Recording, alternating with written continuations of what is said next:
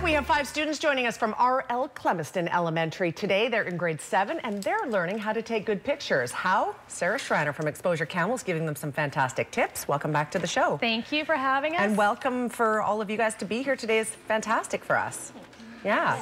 Tell me a little bit about this. You volunteer, you go into the school and you're teaching these kids how to take pictures. So we're doing a photography course, and I thought the best way to really teach kids how photography works was to do a pinhole camera experiment. So each of the kids built their own camera out of household items. We set up a darkroom in the school, and we have for the last few weeks been photographing with the pinhole cameras. What is a pinhole camera and how do you build your own camera?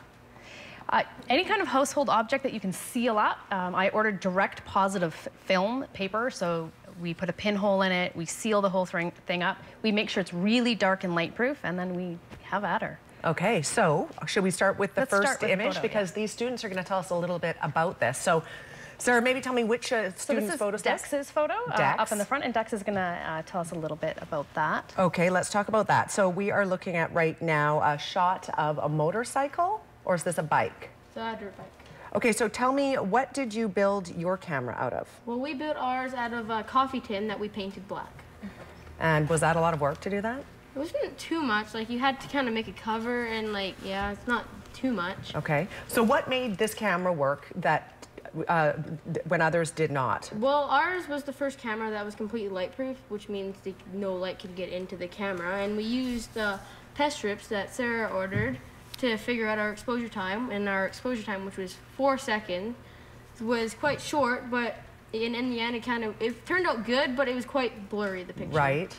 And I hear that you had to take your bikes to school a few times to get it right. Yeah, we had to get it, yeah, you kind of keep on like testing it, I guess, like with different exposure times. Okay. What did you like about the project the best? What did you learn? Well, it was kind of fun experimenting with exposure times and seeing like how you develop the film. Yeah. It was quite interesting. I think it's a great opportunity for you guys. Okay, let's take a look at the second picture. Okay, so this is Taylor's photo right here. So Taylor can tell us a little bit about how you took the photo. Okay, yeah, tell us about this. Well, we had to bring our bikes a couple of times to school to take the photo. We put the film in the camera, and then you get 4 seconds of light time, and then you cover up the pinhole again, and then you would take it into a dark room and then use the chemicals to make the picture form. So yeah. So what did you like about this project? I like that we got to bring something that we like to school to photograph, and I like working in the darkroom and watching the photos form on the paper. Do you know what your exposure time was? Did you just say it? Yeah, 4 seconds. Good. This is all good information you guys are learning about. They really learned a lot. It was very impressive. That's awesome. Okay, let's take a look at the third image. Okay, hockey. Who's playing hockey in the crowd? Me. Nice. That's Zach. Good for you. So what's the name of your team, first of all? Are you off right now? Not playing hockey right now. Okay, it's a little break right now. Same with my son, that's why I ask. So let's talk about this. Your image is a lot sharper. Why is that? Well, when we made a iced tea container. That meant our paper was 12 inches away from our pinhole, and that meant our picture was zoomed in, and because it was a pinhole, it was a lot sharper. Our exposure time, it was 12 minutes and not 4 seconds. Wow, that's a huge difference. Huge difference. And one of the great things that they learn, and that I actually learned as well, is that depending on the size of the camera they built and where the paper was from the pinhole, that distance really was like using a zoom lens. So the further the paper was from the pinhole, the more of a zoom and the tighter fit we got. Very cool. Last image, let's take a look at this. This was taken from a basketball. Maybe we could look at this and then look at the camera. We want to get a shot of this and then come back and look at the basketball that one of the students is holding here. So let's talk about this. What made your camera more complicated to shoot than the others? Well, it's round, so that was a bit difficult. Was this your idea to do this? Yes, yeah. Okay, so what else made it difficult? That we just chose a spot to put the pinhole. It was a very thick spot of the basketball, so it was right where the air pump is. Yeah. So it just made this like tunnel of light that like just made it, that's why there's a tunnel. Sure. Yeah, because like light couldn't get through as easily. Can we go back to that picture? Are we able to do that just so we can see it again? So there's limited... Yeah, that's why there's a tunnel.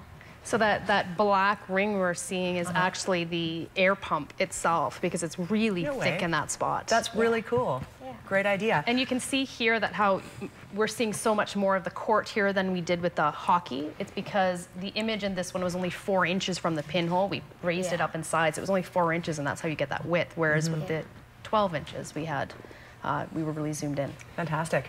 Now we have Callie. You are the only one that hasn't talked yet. You're going to tell us a little bit about the Kids Gallery show and the fact that you guys are doing some fundraising for this. Yeah. On June 8th, our grade 7 group will be having an art show in Dallas and Exposure. This will include photography that our grade 7 group has taken, and also we've got classes in our school to donate some art. Half of the proceeds will be donated to the BC Children's Hospital. We chose the Children's Hospital because it positively affects a wide variety of kids who are just like us. And the other half, we've been making art books. We've been making art for art books, and half of the money will be used to buy a book for each student. Good for you. Good choices, you guys. We're out of time. I have to say goodbye. But again, if people like to come and check out the art show. If you want to quickly flip that around, so little Kiana, we had a little 8-year-old who spent hours and hours working on this for the show. At 8 years old, she did that. Her name is Kiana Newman. I love it. So she's going to be a part of it as well. Yeah. That's beautiful. I love the bold colors. Looks fantastic. Again, the date of this? Will be June 8th at Exposure in Dallas. Fantastic. You guys, thanks for being here today. You did a fantastic job, and I think it's awesome that you're learning about photography. It's very cool. Thank you very much. Thanks. We'll take a quick break. You're very welcome. We'll be back in 2 minutes. Stay with us.